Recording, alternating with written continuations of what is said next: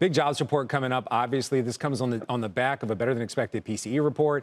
And Jay Powell signaling, I think it's up for interpretation, but signaling a softening of rate hikes. A lot of people seem to think. What are you expecting from this jobs report, and how does it impact the markets today?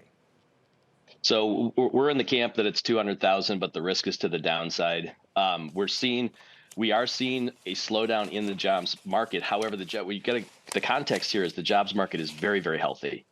So we've still got 10 million job openings with 6 million people unemployed. So there's more jobs than there are, but we're seeing a shift with jobs coming out of the tech sector, and some of the mass layoffs are coming from tech. The most obviously the big headline was the layoff at Twitter, but there's still jobs out there. So the unemployment rate is 3.7%. We expect when the Fed finally finishes its cycle, unemployment will move probably to around 4.5%. All right.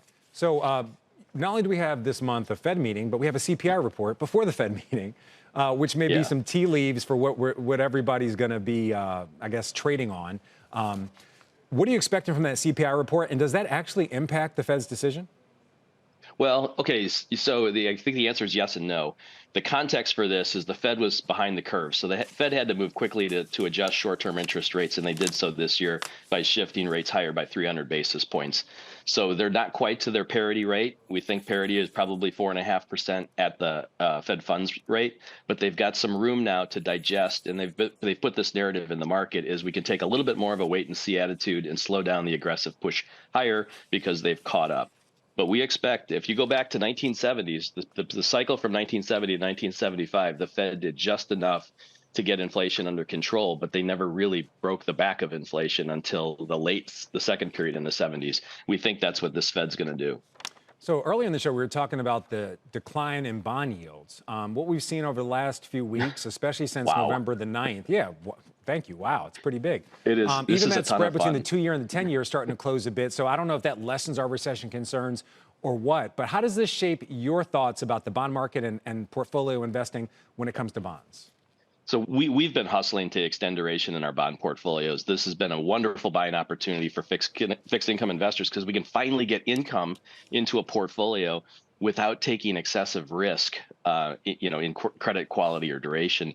But now we can extend the move we've seen in rates the last 2 days. I mean, we've seen the 10-years down to 3.5%.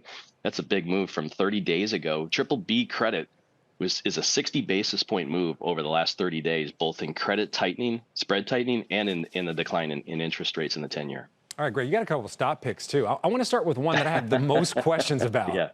NVIDIA. Sure. Why is that one of your picks? So, where's the opportunity there? Oh, well, it's in the auto market. NVIDIA is, so we have 5 picks that we're looking at. 3 of them are in the tech space. NVIDIA, the semiconductor space has gotten cheap. The chip space has. In NVIDIA, from a multiple standpoint, has always been too rich for us to buy, and it's finally down into a valuation that we think is affordable. So even though it's a pretty healthy 30 times earnings, it's down from 60. And I think the markets that they serve, they are the premier chip provider in their markets, which are gaming and autos. All right, you're also bullish on mega cap tech. I'm talking Microsoft and Alphabet. Give us the elevator pitch on both of those stocks. So Microsoft, at the end of the day, is just an amazing company. They're firing on all cylinders. They still have the overseas market in China that is a big market for them that can be tapped. But the software as a service, the subscription model is working. The integration of Activision on the gaming side, that gaming business is wonderful, and they're top 3 in the cloud services industry, and cloud is here to stay. So they've got pricing power in the cloud market. And what about Alphabet?